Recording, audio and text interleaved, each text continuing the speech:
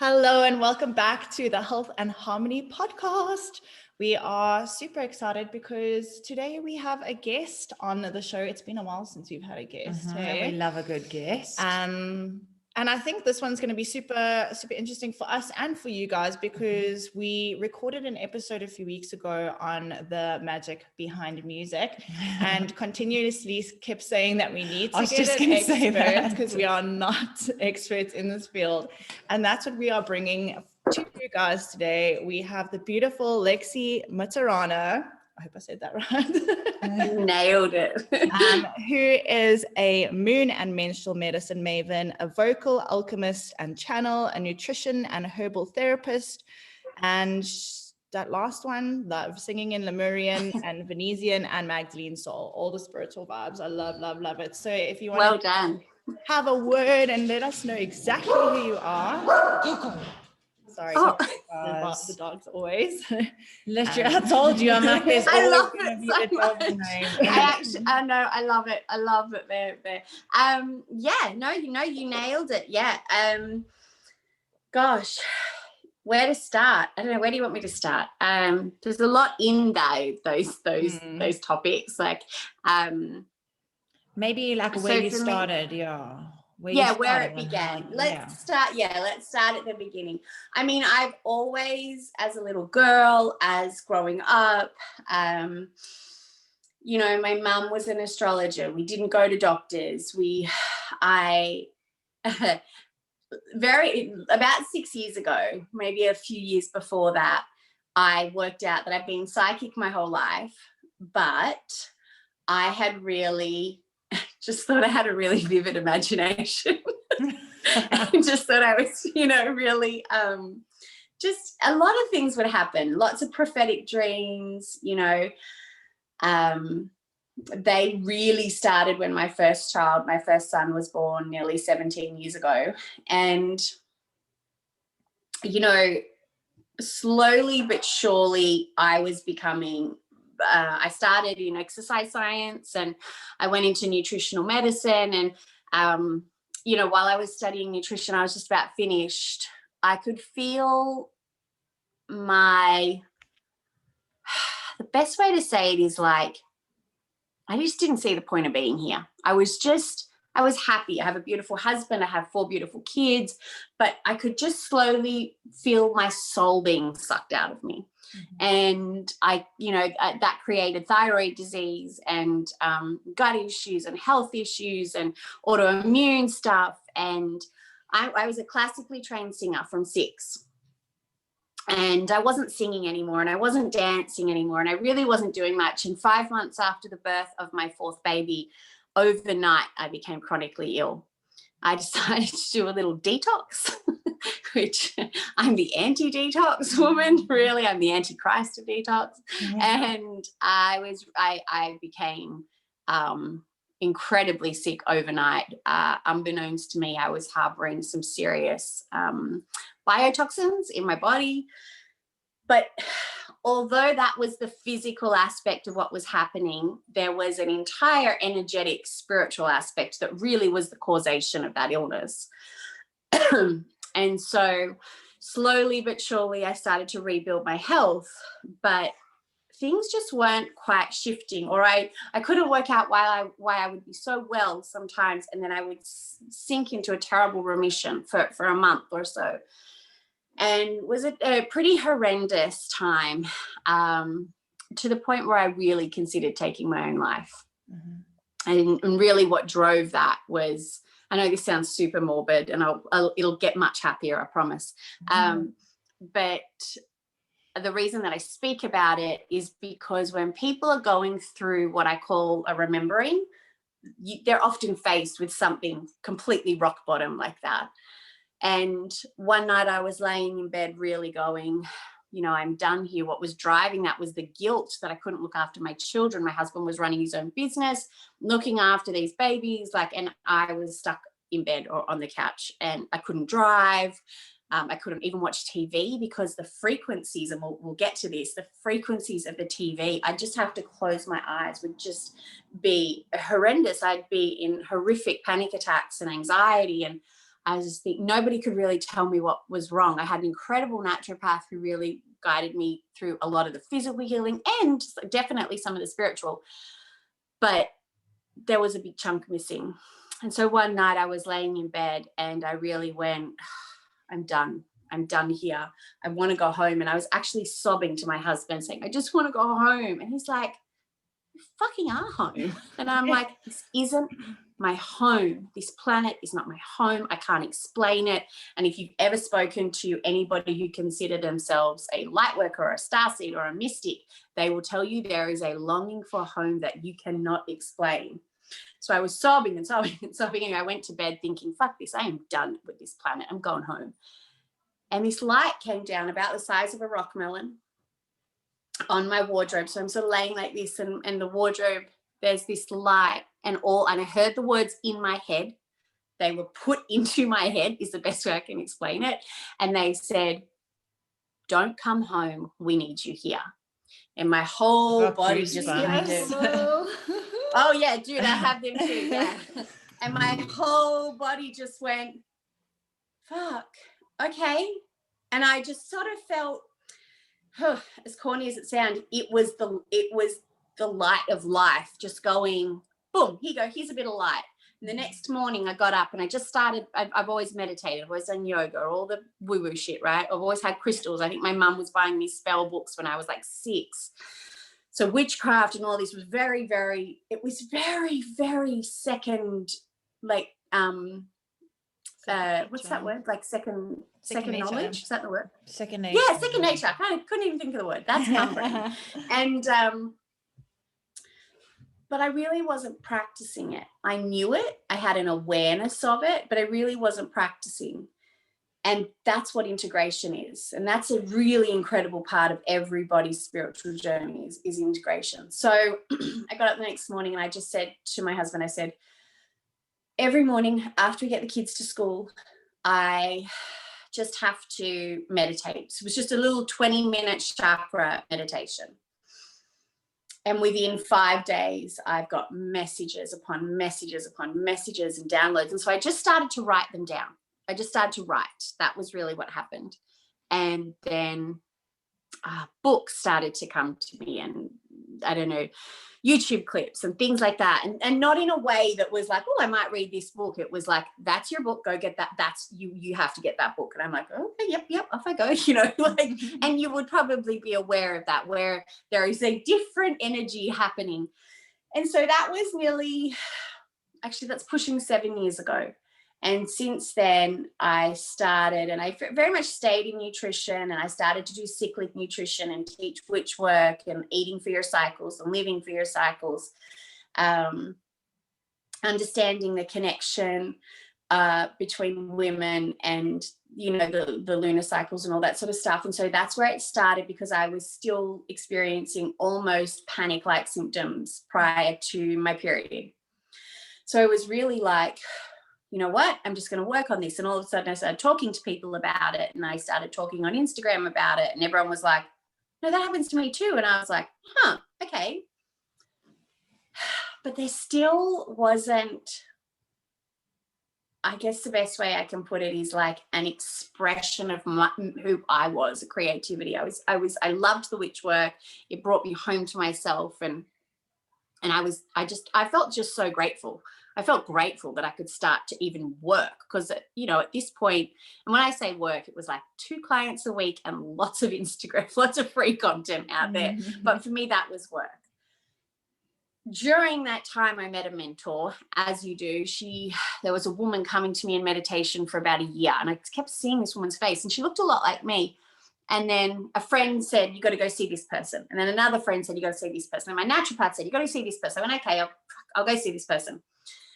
And I knocked on her door, and she opened the door, and I went, oh shit. And she said, what? And I said, you've been coming to me in meditation for a year. And I was like, and she's like, sit down. Oh my gosh. Okay, yeah, cool. All right, I'll sit down. And from there, she really guided me, because at that point I was having memories of Lemuria. I was having memories of Magdalene work. I was having memories on other planets, in other dimensions. Like, shit was getting wild. And it wasn't scary. Well, actually, no, that's a lie. Sometimes it was scary. Sometimes it was like going from being a chronically ill person not out in the world to going to a person who was all of a sudden seeing the world through eyes that I didn't even know existed. So slowly but surely I started to understand starseed consciousness, light worker consciousness, fifth dimensional consciousness, all the things that you probably talked about. And then one day in the shower, there's a lot of experiences between there and then. But probably the big one was we'd been at the beach all day, and I was laying on the bed, and I said to my husband, I just have to sleep. I was like, and I would never do this. I would never go to bed. I don't know if you guys are the same, but I would never go and have a nap at 7 o'clock at night. Like, that would just annoy me usually, But I was like, I have to lay down. Like, I have to, there's something, I can't explain it. And I just started to shake. My body was shaking, and I couldn't kind of contain this energy. And I jumped in the shower, and I could feel these sounds in my throat, which is not uncommon for me. I was a singer. That was like, I was like, okay, we'll sing. But then I was like, it was something, I couldn't get it out. So I went and laid down. I had a nap at 7 o'clock at night. And I was really, I don't know where I was taken, but I woke up and my reality wasn't my reality anymore. It was like everything became energy, everything around me. And all I could feel was love. Like a love, like that I got engaged to my husband after 3 weeks. So really fast. and was pregnant with my first child. Yeah, really fast. And I was pregnant with my first child 3 weeks after that. And I know big love of having that big love and that big lust and baby love after you've had a baby. But this was profound. This was like nothing I have ever experienced. And I woke up saying to my husband, I walked straight out to him, and I just sat in it. I felt like 5 minutes, but I think I was there for about 25 minutes, where everything just became like it was still my bedroom, it was still my bed, but it was like a mirage almost of everything around me, and just love. Like, I can't even explain to you guys. When I try to tell this story, I cry, because I'm just like, that's us. Where that love? That's what's in us. That's our source energy. That's what makes us, And then a few months later, back in the shower after the beach, was always the place where I would just get these huge downloads of energy. These sounds started to come out, and I walked out to my husband. He was mowing the lawn, and I was like, listen to this. And he's like, I've never heard you make those notes in your life.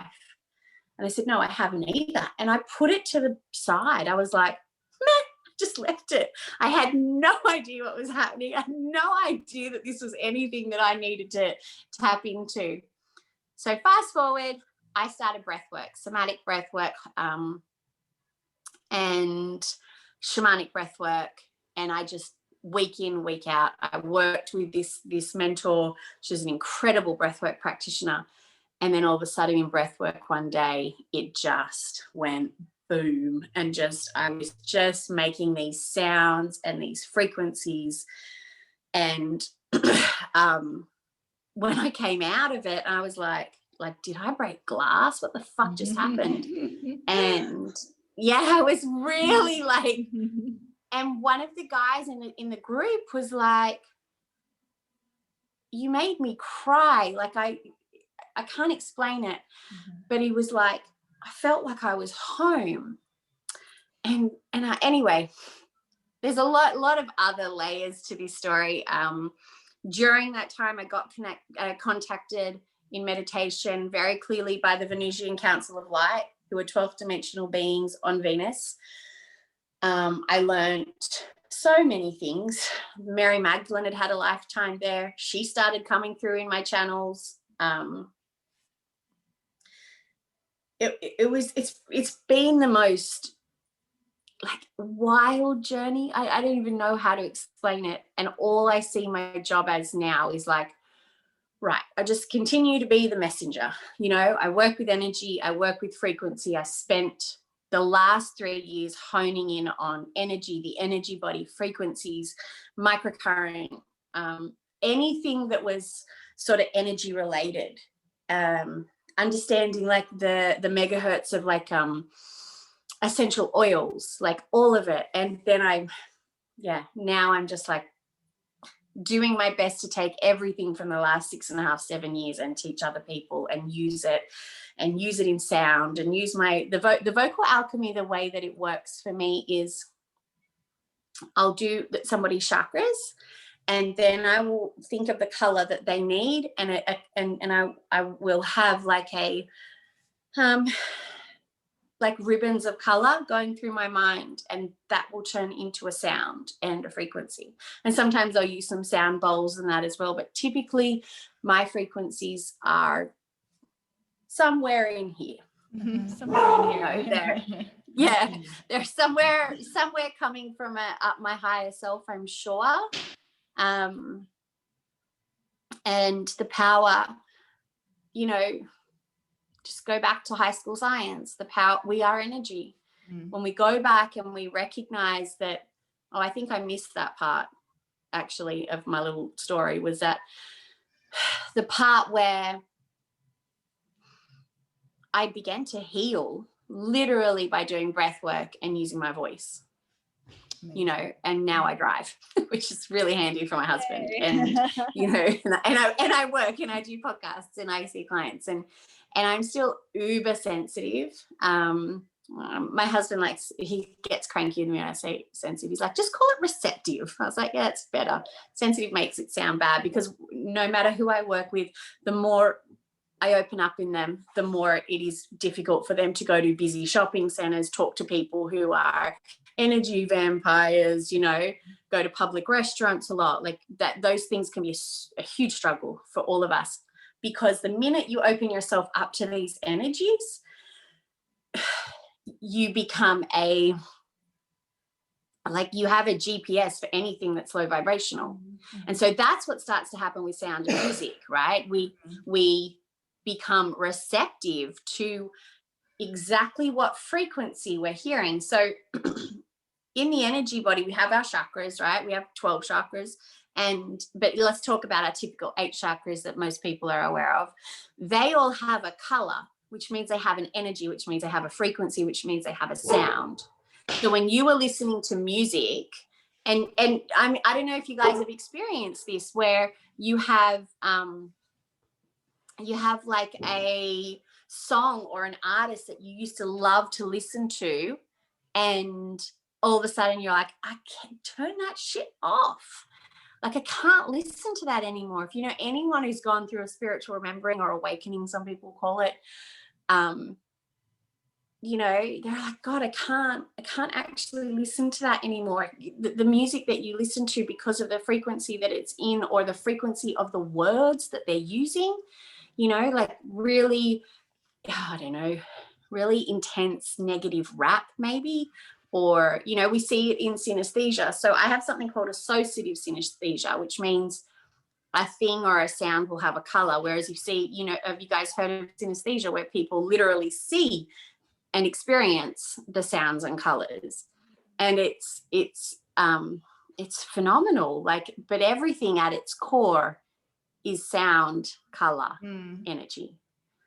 And so what happens is, if we can tap into those energy centers with frequencies, we can recalibrate the energy body, and the physical body, which already knows what to do if you leave it alone, can heal itself. And that's literally what began to happen to me. It was like physically on paper, nobody could see anything else wrong with me. And yet here I was terribly sick.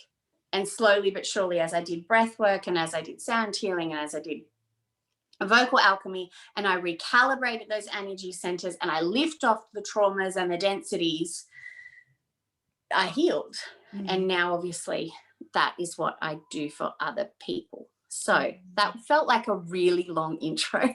Very good one. It's kind of a big story. I think it's a beautiful story. And even like you say, there's so many more layers probably than what you've even spoken about. And for you to take the last 10 years or 7 years or however long it is to compartmentalize that into like even 5 minutes is super difficult. And especially like you say, when you're doing cosmic work or whatever you're doing, spiritual work, breath work, whatever it is, you have all of these encounters that you have with people or with yourself or with energies or frequencies or whatever they are. To try to remember every single one to put into a story is really difficult. So I think you did a good job. No, I want to write a book. I think I should write a book, even if it's just for me. So it's down. Like I keep starting little notes so I can just give it to my children and be like, listen, if it ever happens to you, here's the guide. Like you are normal. You are normal. This has happened to your mother. Oh, yes. How many times have you had somebody who is going through some form of spiritual work and just them go, I think I'm going crazy. Like that's a thing. And I get it, because initially when you start, I don't know, some people start seeing auras, some people start hearing voices, some people get full-blown light beings standing at the end of their bed. And if you've never experienced that, or you don't have any type of awareness of that, you can feel like a Looney Tune. And if you went to a doctor, they would legitimately say, they can't walk. Yeah.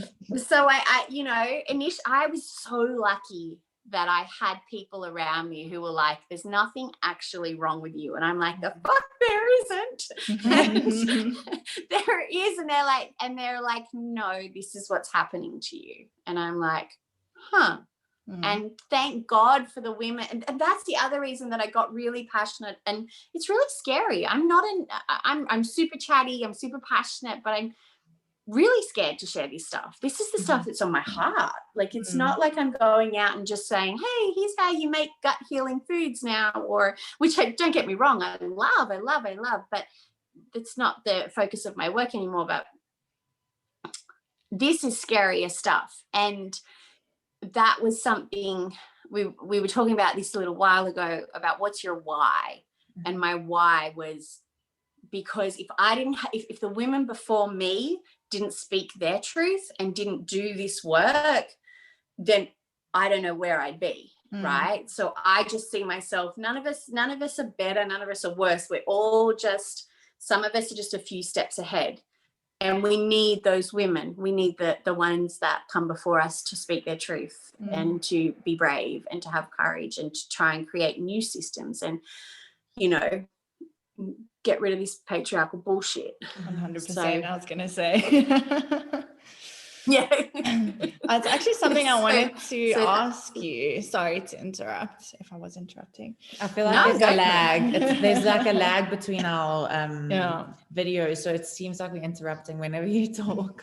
Yeah. So it's fine. Listening to your story, it's so inspiring because I don't think a lot of people were lucky. I must say lucky, but obviously it's open to interpretation. You can use whatever word you want, but lucky enough to grow up in an environment, like you said, your mom was like open to the spiritual realm. She almost like brought you up in a world where that was normal, which is amazing. Do you think that contributed to how open you are and susceptible you are to your energies? And if so, how would you advise someone who wasn't brought up in the same situation to now get it more in touch with the side of themselves? So my upbringing is a bit of a dichotomy. So whilst my mum was super hippie, super open, she also owned a very large, successful cosmetics business. And I had two mums. I had mum at home who was usually running around naked with her astrology, and I had mum who had her badass 80s like boy cut and her bright pink lipstick and her fancy cars. And I was sent off when I was very little to very posh boarding girl schooly kind of things when I didn't board there, but that kind of a school, right?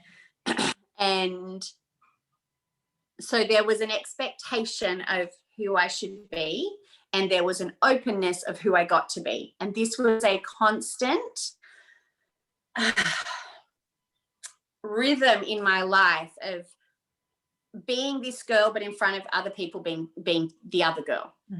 Right. And this is something that I really had to work through, and was actually a big part of my remembering. And one of the biggest traumas that I had to lift off was, I don't have to try and be anyone else.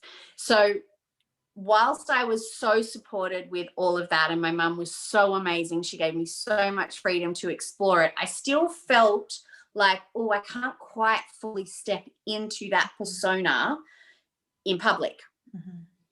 So whilst I feel like I have a really good understanding of both those things, which is nice, because on the one hand, I can really relate to women who have had zero, they just had zero support in living this way. And on the other hand, and I often say to Mum, how did you do that? And she was like, well, I created my business based on the fact that I wanted to get women out of banks and out of in the 70s. She's like, they were either in banks or in nurses. And she was initially a nurse, and she owned this big direct selling business. And she went, my godmother was in it, my grandmother was in it.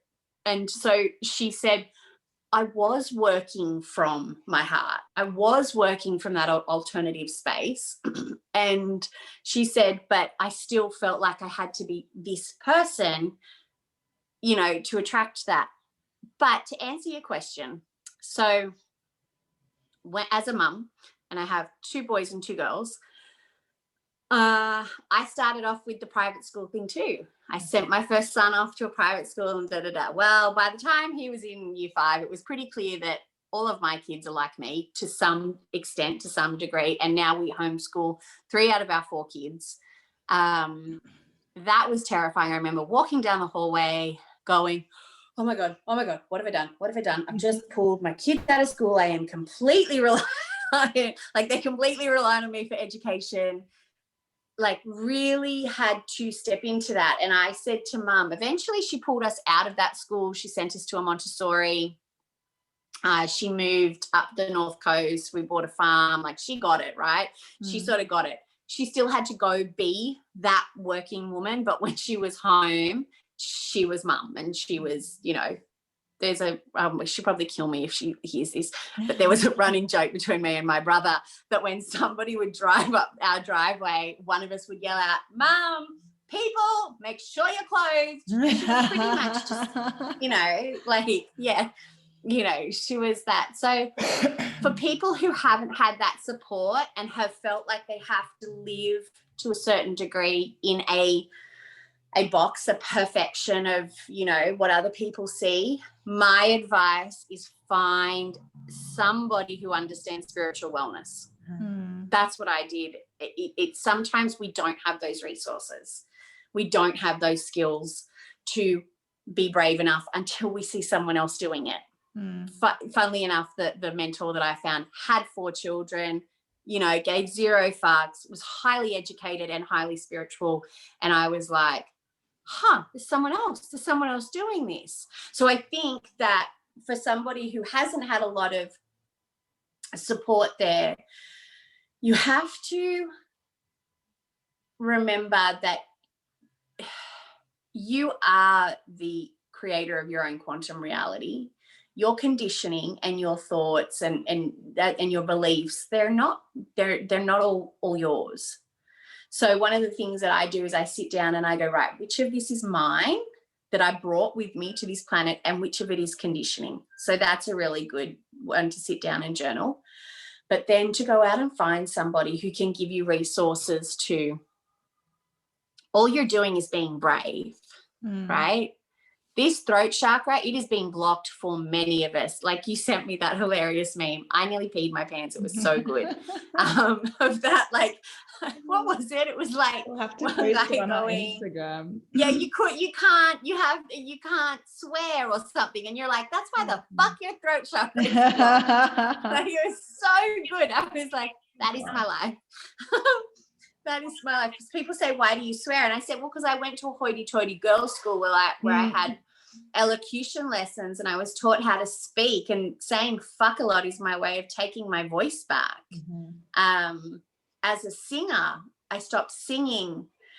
Oh God, this is a funny story, but I basically went on like a version of like a pop stars, American Idol thing when I was 18, and I got a standing ovation, and I went, great, I'm in. And then they came in and they were like, yeah, nobody's in from this group. And I went and sobbed in the toilet for half an hour and never sung again. So Oh my that was God. not a good place for this. Yeah, it's not a good place for this empath. So, there are different scenarios that take our voice, but as women who are in a scenario where they're not supported, you have to find your why, you have to find courage, and you have to find somebody who can help you out of it. We don't have to do this alone. I know we've lost a lot of our village, but we were never supposed to be doing this together. We are sisters. We come from the same source. We have to help each other. And I think that's important too. So yeah, that was a long-winded answer. You get the drift. I absolutely love that answer though. I think it's so important because like you touched on patriarchy and conditioning and all the things that have, especially as women, led to us having such blocked throat chakras, because 300 years ago would have been burnt at the stake for talking about stuff like this on a podcast, because we're crazy you betcha witches. I think it's so important for us to start to realize that we can step more into our spiritual selves and sorry, I got a frog in my throat there. Step more into the spiritual realm, like follow our purpose. It's because you're talking about your throat chakra. Yeah. It's like open. So I love that you touched on that. What else was I going to say now? Or did you get distracted by your throat chakra? Always get distracted by my throat. Yeah. Oh, and then I also love how you said like get someone who can help you, because I think we've been so conditioned and we've been so kept quiet over such a long time that you almost need someone to just give you the tools, give you the advice, give you the everything that you need in order to step into your purpose, to step into your true authentic self. So I love your answer. Yeah, I think there will be a woman who is, I call it the women who have come before us. There will be a woman out there who is your woman who has come before you. Go and find her, pay her. Oh, for God's sakes, pay her, please. Like no more of the broke healer story. We're not doing that each other. Even if you pay her in chicken soup, or you come and, I don't know, help look after her kids one day a week. Just make sure there's an energy exchange and value the work that she's done to get there, and go out and find her, because there will be a woman who has come before you who is absolutely written into your story to take your hand and lead you through this time. I believe that with my whole heart. I believe there is a woman for each of us. 100%. And like you said, you don't have to be like 10 years ahead of anyone. You can literally be a month ahead, a few weeks ahead. Just having someone who's been through it before, who knows how to deal with it, who knows like the tools and techniques that helped her get through it, just to help you. It's like can completely change your journey and your life. So I love that. Yeah. That I love that you guys were speaking about community. I mean, I know it's not really the spiritual realm of community, but I went to a physio this morning for pre and postpartum birth, and she was like, we got onto the conversation and we were talking about doulas, and she was like, it's so important to have like a birthing guide when you give birth, because previously we would all be women together sitting in a hut, and women would be helping each other like get through the birth together. And it's so important to have someone, like you say, that's been here before you or has a knowledge of things before you, and to just have that community of women that are still strong together. And we don't have to do it on our own. It's exactly what she was saying, which is what you said now. So I think that's quite, I was like doing goosies. I'm like, it's the second time today I've heard about that. Yeah. And it's really, that witch wound, that sisterhood wound, that is so prominent right now. And it's being dismantled. Of course, we came here to dismantle it, but it's still there, and it's going to take time, and it's going to probably take a few generations to completely dismantle. But, it's like you're talking about the birthing, like some of the things I started to bring through were, I don't know if you guys have read what is it? Anna, Grandmother of Jesus. Have you ever read that one? Mm-mm. No. Okay, that one's really interesting and really worth it's a channel from Mother Mary. And, you know, people initially hear Jesus and Mary and they go, oh, religion shit. And I'm like, dude, they were just ascended masters. Let's just calm our tits. That's religion. These are ascended masters, you know. And when we look at them and we put them in their rightful place and not what patriarchal religion tried to do with them, she talks about the sounds and the frequencies that she would bring through to help women through birth. To release pain. And so, you know, all of those things have been lost. And I really hope that as we all wake up and we all expand our consciousness, we start to bring all that back. And we can't do that on our own. We can't. 100%. I think a lot of the situations we get chucked into just on a daily basis, everyone feels like it's this fine line between like being a strong independent woman and feeling like you have to handle everything on your own, and then also just allowing like a community of women to be there for you and to support you and to help you through. And like you say, people have been here before and have gone through situations, and it's there to help you. Like the people are there to help you. But I think a lot of women are so stuck in that like mind frame where it's like, I'm an independent woman, I'm like strong, I have to do everything on my own. And it's detrimental to your growth, I feel, and just like allowing That's that masculine energy. And it exhausts you. It's exhausting. It's horrendous. Like you know, no matter who you are and how energetic you are and how amazing your family or your partner is, if you don't have some form of family, be it blood relative or friends, mate, it's tough. And I've certainly been in that scenario with my husband, like where we just didn't feel like we had a great deal of community around us. And part of that was because people didn't understand what was happening to me.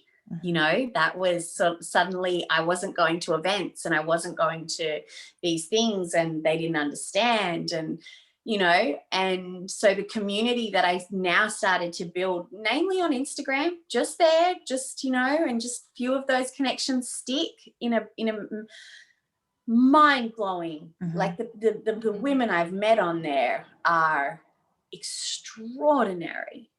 And I'm like, so the people you thought were going to be there maybe weren't going to be there. But the minute you start speaking your truth, your people find you. You know, your community finds you, your village finds you. Goosebumps again. It's just so true.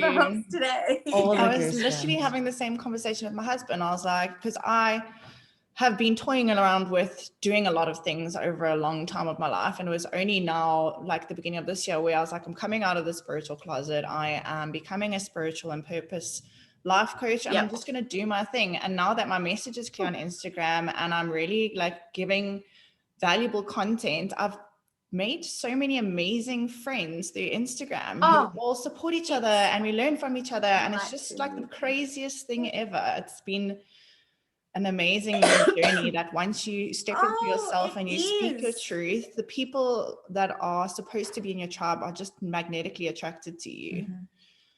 Yep. And it's, you know, like Rebecca Campbell, we met in the Rise Sister Rise group, and she was the first person I found, maybe how long ago now? I think I've been in that group for like 5 years. Oh, wow. And like very soon after her Light Is the New, can't remember if it was Light Is New Black or Rise Sister Rise. Either way, I've been in that from before I was really well. That was like, because I started having memories of Lemuria, and she was the only person talking about Lemuria. Like, thank God for her. I thank God for that member. I'm not, you know, super active in the membership because, you know, life, but those meditations and her speaking her truth. The other one, and I know that they're friends, was Lisa Lister, who wrote Witch. I don't know if you guys know that one, but that was that book has potent frequencies in it, because I would have it next to my bed and I would start remembering my witch lifetimes in my dreams. And I said to my kinesiologist, what is going on? And she's like, what's next to your bed? And I was like, a Lemurian quartz and a witch book. And she was like, yeah, you need to take them out of your bedroom. It was like super powerful. So, you know, if those people hadn't come into my life and hadn't spoken their truth, I wouldn't be here speaking mine. That's what it comes down to, you know, that we speak about the really strange, uncomfortable things that we're all sort of experiencing right now. And it's important, really important. I think we're so lucky as well, and I think Rebecca actually touches on this a lot in her books, but that we're born in this time where we can share our voice, where we can speak about these things that we would have been burnt at the stake about a few hundred years ago. So it's amazing that as light workers, we are born in this time where we can share our voice, and we've got the technology to connect with people all over the world. It's just such a beautiful time to be alive. I sound like a cliche. No, it's true. But it is, you know, people are looking around going, oh, the world's fucked. It's so terrible. Da, da, da, da, da. And I'm like, no, what was fucked was 2,000 years ago when Mary Magdalene tried to share this work. She would have been stoned to death very fast, you know. Even like, yes, the witches 300 to 500 years ago, but go back even further, you know, when she was working with, you know, they had incredible connections to, have you ever read much on the Essenes and things like that? I feel like you need to Rebecca Campbell talks about. Yeah, you need to send us the book list. Yeah, I'm definitely going to send you the book list. So they were still able to harness the power of the sun and light conceptions and like just stuff that is mind-blowing. It's mind-blowing, the potency of frequency, and obviously we'll get to sound soon enough, but you know, the potency of frequency and understanding the energy body and understanding that we have a higher self, and you know that higher self is connected to source. So we are these incredible energetic beings that are constantly being what's the word, exposed and downloaded with amazing frequencies. Is so powerful. And if they'd tried to talk about that 2,000-3,000 years ago, they'd be stoned. So I know people feel like, oh, you know, there's all these terrible things happening. There's really amazing things happening too right now. Incredible truths that are coming to the forefront. I think it's what you choose to focus on as well. Like I always tell my husband, when he trains at the gym in the morning, he'll watch the news and he gets home and he's like, firstly, this channel is so biased to this side and it's like bullshit and there's so much shit going on in the world. I'm like, I can't actually watch the news. For me, it's something I stopped doing a very long time ago because it just depressed me. I'm like, I can't change anything about what's happening out there. But I can focus on the good and help people to change their lives and help people to spread love and kindness instead of hate and competition and all these other terrible things that we've been conditioned to. It's not complicated. So yeah. I have a really random question. I was just thinking about it now when we were talking about the book lists and stuff. And I know that you said it was super overwhelming with you at the beginning. And even now with like constantly being surrounded by frequencies. And like, how is the experience? I know that you say like being in public spaces and like going to events and stuff, obviously it's overstimulating. There's a lot of frequencies and stuff, but when you choose to read, because I mean, you do sound like you've read a lot. Is it something that also you find, I mean, like you say, there's certain books that just have ridiculous amounts of frequency. Like, do you find that you have to read books slower or like read certain passages, or how do you handle the reading situation? Everything. It's everything. So I was reading, I wonder if it's in here. I think it's in my office, but I was reading this series of books that I was obsessed with. Reading was always my escape because spiritual world and spending a lot of time there can get a lot. And especially if I'm channeling a lot, like having, because when you channel, you have to hold those frequencies, right? And that can be really big on your physical body. So I'm really still in the space of learning how to best do that. So I was reading a lot. And then when I got, something happened and I said to James, I need like my husband, I was like, I need like I need some time off. I'm just going to read for a couple of weeks and just cook and just spend some time with the kids. And I was like, I'm not integrating properly. And he said, yeah, no worries. So we bought this. I loved it so much. It was like what was it called?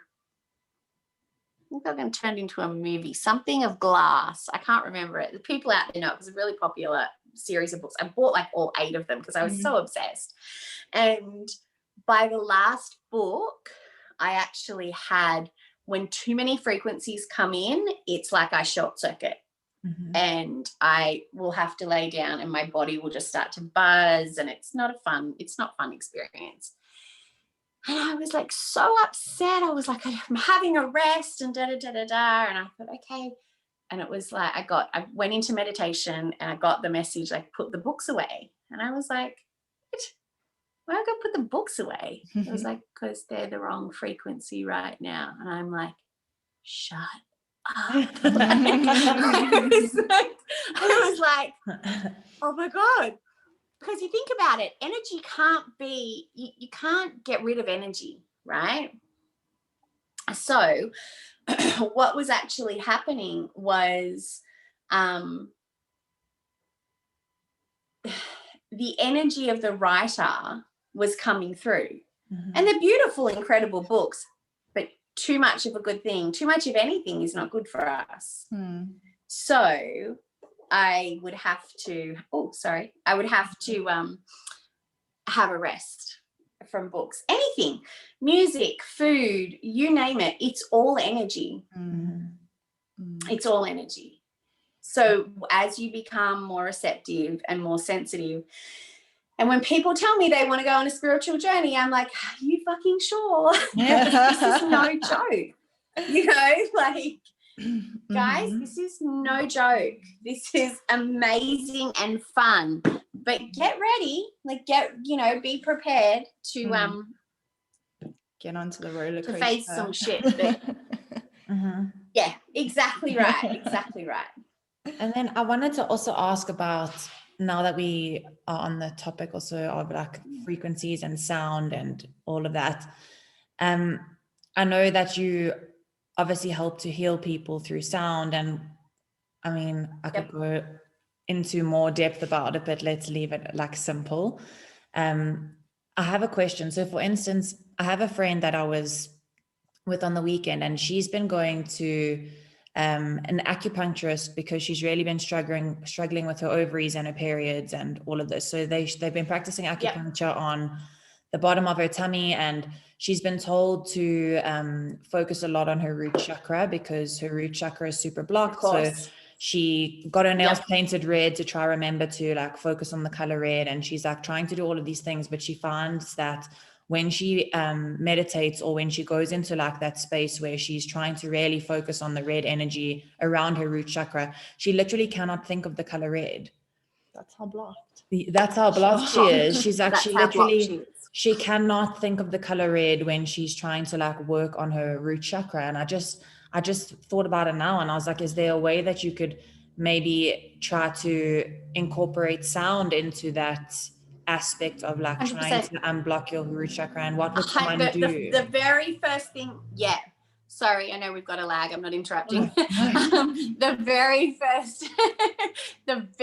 first thing I would be doing with her would be some form of sound or vocal work. And she can do it. I have a new course coming out. I'm not spooking, I'm just letting you know. I have another course coming out later in the year called the Sound Temple. I'm running the Moon Temple at the moment, which is all to do with like the menstrual and living cyclically and understanding the divine feminine and the Venusian influence and all of that.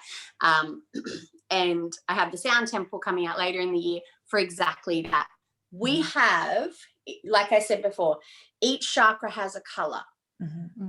Each color has a frequency. That frequency holds a sound.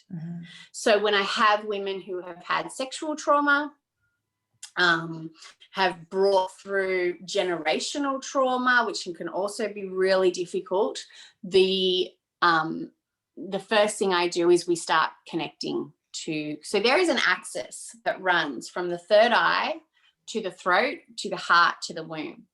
And there is a sacred secretion that is in continual way. And if you have a look at history, you can look at the different ways that the powers that be have tried to,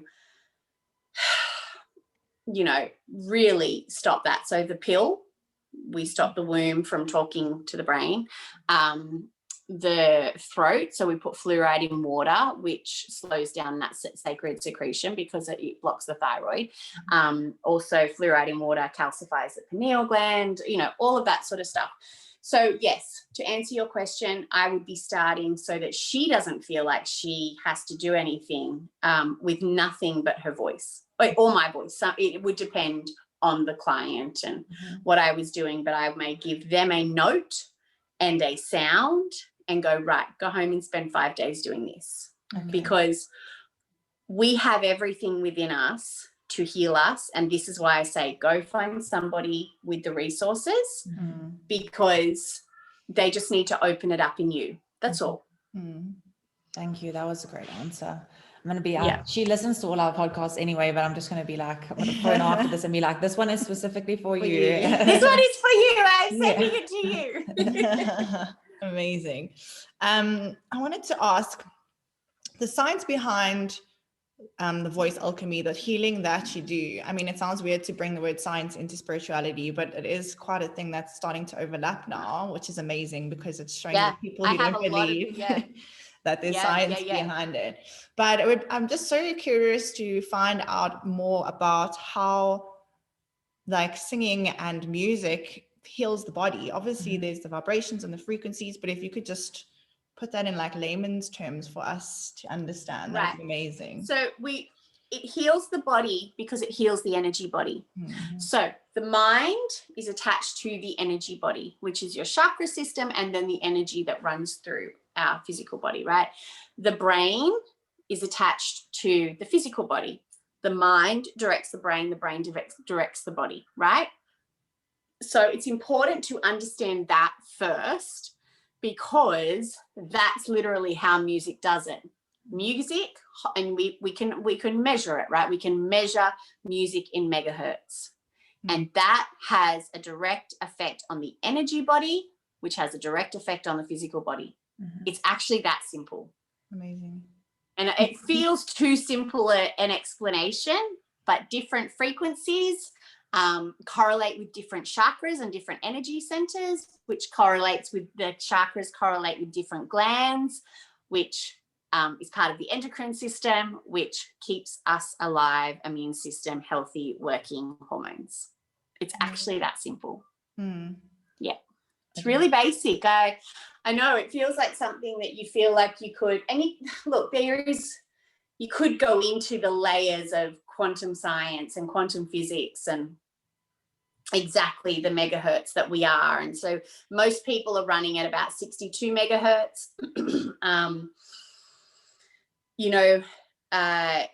We're receptive to viruses at about 58 megahertz. So we are frequency.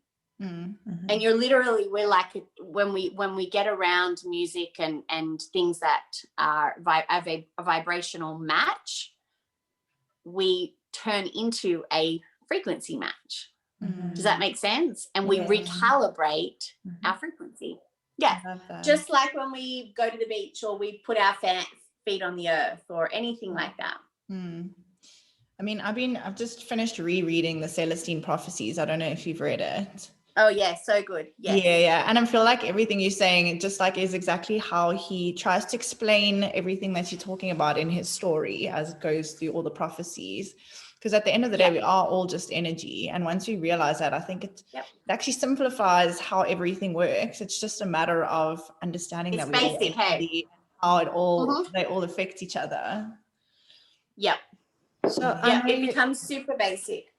Sorry, I was like, every time there's a lag, I feel so bad. I was just going to ask you now, I know that we're speaking about sound healing and obviously how different hertz can heal different parts of your body and different parts of your chakras and all of that. But do you think there are also certain hertz of music or sound or whatever it is that you're choosing to listen to or use that can help you through specific situations. Like, for instance, like we were talking about birthing, right? So I would like to give natural birth. Do you think there's like a certain hertz of like music or sound that you listen to that can make the birthing process easier? Or is it just like related to your root chakra because that's where it's coming from, if that makes sense? That's a really interesting question, and one that I fully don't have an answer to because I haven't spent a lot of time with women who can use their voice as a way to dissolve pain. Oh, you're not really dissolving the pain, you're disconnecting from the pain. So I don't know the answer to that, but I absolutely think that it is possible. Because any frequency can make us feel better or worse. Well, that's exactly what I was just asking, because I'm like, I know I would like to listen to some sort of music or whatever to make myself just like a lot more calm and receptive. Because like I was saying earlier, when I went to the physio, she was like, obviously, if you think about how we used to birth back in the day and everyone was sitting in a hut and everything was a lot more calm, and now you're in like a white room with people wearing robes and there's lots of lights, like you automatically contract your muscles because it makes you feel a lot more stressed and tense. And I'm just like looking at ways of making myself more like relaxed. So my advice to you would be trust your higher self and the music that it guides you to, right? That's what I would say. Yeah, I think that is. And I know once again, but it sounds so simple, but your higher self is always guiding you to the frequencies you need. So if the frequency was, I don't know, listening to Korn and badass, metal or something like that, that may be the frequency that you need to just tap into, to go into your space, to be like, fuck yes, I can do this, right? I got this. Yeah. Do you get what I mean? Whereas some completely. Women are like, yeah, I want crystal singing bowls around me, and I want to zen out into a different place so that I can, like, where frequency takes you is completely dependent on who you are, and it's yours. And so none of my channels are ever the same. See, that's the perfect answer. That's exactly what I was asking about. Like, I just have to tune into myself, basically. It's always within you. Always. Amazing. Yeah, a really important part of all of this work is that actually you already know the answer. You just need it to be pulled out. I'm like, I feel like I know the answer. I'm just like trying to get pieces from people, but piece it all together. Yeah, I'm piecing it all together, having my plan, but I'm ready. What else? Yeah, you're good. You got this, mama. Thank you. I wanted to ask as well, touching on, because you spoke about breathwork being one of the like biggest things that I think helped you lead to your vocal alchemy massively part of life. Yes.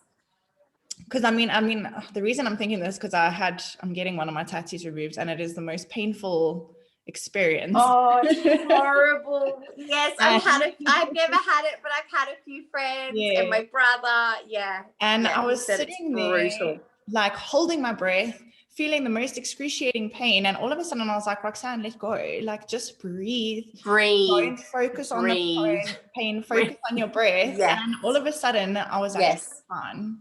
So, I mean, you said breath work was one of your biggest breakthroughs into what you do now. Yes, it is. Yeah.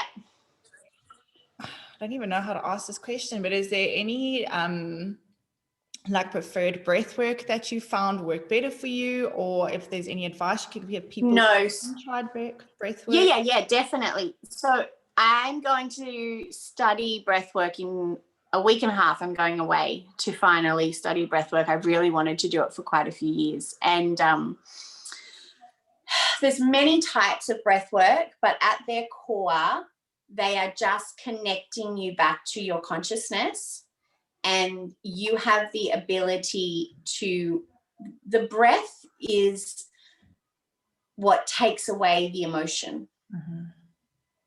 And the emotions are the biggest drain on the energy body. So the breath is Yeah. So the breath is the ability to move those emotions through you without attaching to them. Amazing. So any type of breath work, once again, that feels right for you will be right for you. Okay, gotcha. I love that. Yeah. I mean, we were trying the Wim Hof. Yeah, Wim Hof. Yeah, and he's taken, so that's a form of hypoxic breath work, and he's taken that, and actually he trained with the lady. He learnt from the lady I did breath work from, or partially learnt from her, and he's taken that form of conscious connective breath work and, you know, look, it's time for my dogs now. Loki can hear it through the headphones. He's literally like, oh my goodness. Oh, they're so noisy. So he's taken it and really commercialized it in a safe way, which is great. Breathwork can be incredibly powerful, and I would never, ever recommend you do it without somebody there. So that's, you know, you can, the Wim Hof stuff you can, but when you go into deep trauma release breathwork, have someone there. It can get hairy real fast. And I mean, in the beginning, you touched on, I don't know if we were recording it, but you touched on shamanic versus somatic breath work. What are the differences between those two? Not a great deal of difference in how you breathe. So like rebirthing is typically through your nose. Shamanic is using often music to help ignite the emotion you're trying to release. Somatic is like just another, the way that I understand somatic, I haven't studied somatic, but somatic, is just another type of conscious connective breath. Okay. Yeah. So I love how breathwork can literally be used to like calm you down in the moment, or just bring you back to your center, to your present moment. Or it can be used to heal, to release, to whatever. So like you said, whatever works for you, I guess. Yeah, that's it. Just go with your intuition and go try a few styles and see which one you like, because breathwork is a very personal experience, and it's like, I don't know, it'd be like going to a certain type of dance school, but you actually want to go do ballet, but you don't want to do tap dance. Do you know what I mean? Still dancing, but which one is your vibe? Yeah, got you. I love that. That's Whatever a good floats your example. boat. Yeah, whatever floats your spiritual boat. Amazing. Okay. There's also one more thing I wanted to ask you, because I find it so interesting, saying that every color has a frequency. Obviously, you have this unique skill of seeing things and hearing things. How would you explain that to like someone like me who cannot see that a color has a frequency? Yeah, so in the sound temple, this is what I'm spending a lot of my time teaching. So, for example, the third eye, the sound that you make is a sound. So this is going to sound very strange, but it's like a and you would sing it in a B, like the note is B. So I would teach you the note, I would teach you the sound, and you would start to connect to that automatically. And eventually it just becomes automatic. Amazing. That's amazing. Cool. We can actually put, I don't know if you have links yet, but links through to your program for the sound, because that'll be amazing. Yes, we should do that. Yes. We should do that. There's absolutely bugger all information there at the moment. We're getting there, but it's there, and people can sign up for it if they want to do the sound. I personally find sound, God, how do I even express in words? I should just express in sound. No, but sound, you know, the big thing that I was struggling with was panic attacks and anxiety, because I didn't understand all these frequencies coming at me. I didn't understand my receptiveness. And sound, when I started to tap into it, I could just sit in the car, or I could just sit on the floor or anywhere, and I could just literally just sit and start to make a sound. And suddenly my body would relax. Like if you think of the sound, if you've ever been to yoga and you've just done a big right, and you go, oh, you know, it's not. I always say it in my course a lot. I'm like, I am nothing if not obsessed with the simple. I have 4 children, businesses. Like practical magic has to be that. It has to be practical. We're still on earth, you know, we still have to be here. So sound is this infinite ability, and our own vibration, our own resonance of our own voice is the most powerful thing we have as individuals. We just have to learn to share it, whether that's singing, whether that's chanting, whether that's speaking. You know, we can do so much work on ourselves with this incredible, powerful, primordial piece of real estate just sitting in our own physical body that we have not been taught to tap into at all. This is our center for healing. This is our center for manifestation, you know, and that when you speak out loud, I just get women sometimes, and it cracks them all the time, where I say, stand in front of a mirror and say, I love you, I love you, I love you, until you mean it. And they're like, I just sobbed. And I was like, I know, because you don't say those vibrations to yourself ever. You know, our throat chakra and our voice is just the most accessible little piece of spiritual real estate that we have completely put to the side. 100%.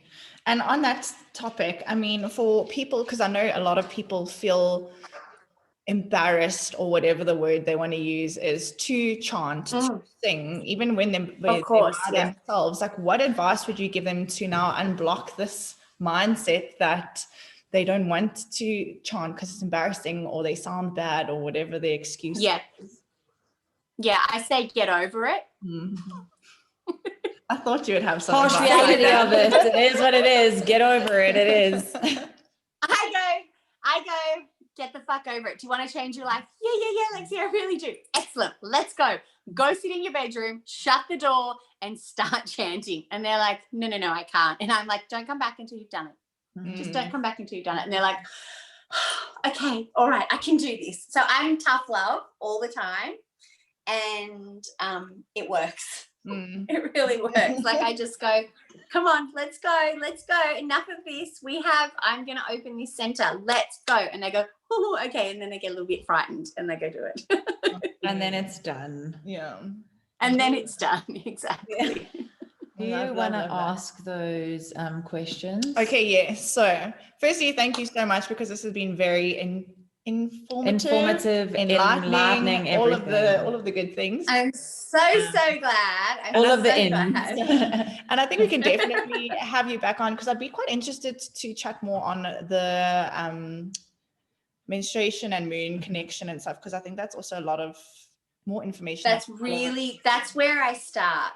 When with all my spiritual work, that's why I created the Moon Temple, because the minute you start to access your cycle, your bleed, your connection to the cosmos, it's the best information. It's where I started, and I think it's the easiest too. It's just like I said, there's a whole other, like our throat is an access point, our womb is an access point. It's already there. It's already giving you all the messages. You just got to learn to listen to it. I think it would be really amazing to have a podcast on that, because obviously that's like a whole nother side of information on its own. Like, we can do a full podcast on that. And I think with everyone moving towards like more of a spiritual awakening, like there are so many goals and women currently that are going off the pole, that are becoming more in tune with their cycles, that are really trying to just like access that flow, to put it 100%. It is, but it's true. Yeah.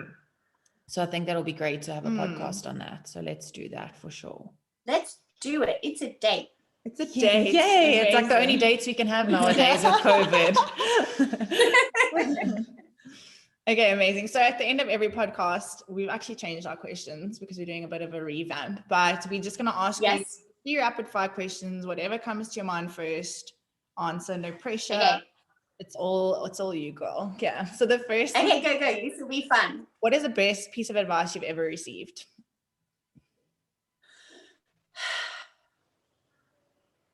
God, that's actually so much harder than it sounds. Yeah.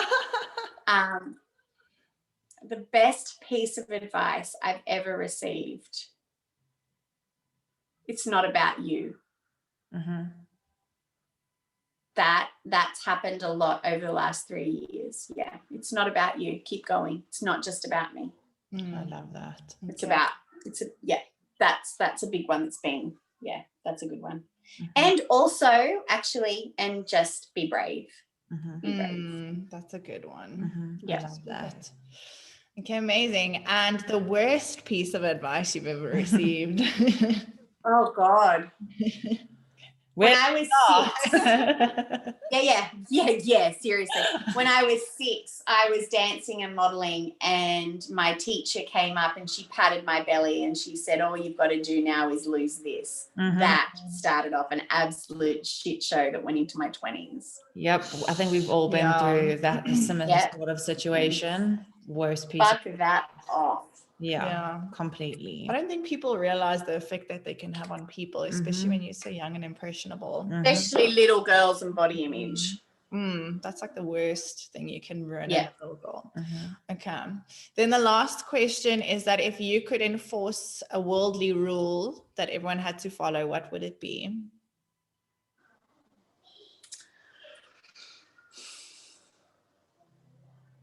"20 minutes of meditation every morning." Love that. Love that. I feel like that should be a rule anyway. I love that rule. Yeah. Everyone, yes. Just call me President Lexy. That's what you're going to do. The world will be such a better place. I love that. Well, Lexy, thank you so much for taking the time out of your evening, because you are in the future in Australia. And you have a million and a husband and a house and all the things that you need to run. So yes, all the things. Yes, you're so welcome. Thank you so much for having me. I'm really grateful that you let me share my story today. No, it was super informative and super, I think it's going to be probably maybe even relatable to some people who don't even know what they're going through at the moment. So I think it's always 100%. I hope so. Spread the word, but we will definitely have you back ma'am. onto another podcast, because like we said, we would love to speak about the cycles and all of that. Yeah, it'd be amazing. Thank you. Thank you. Thank you, girls. Amazing. Bye.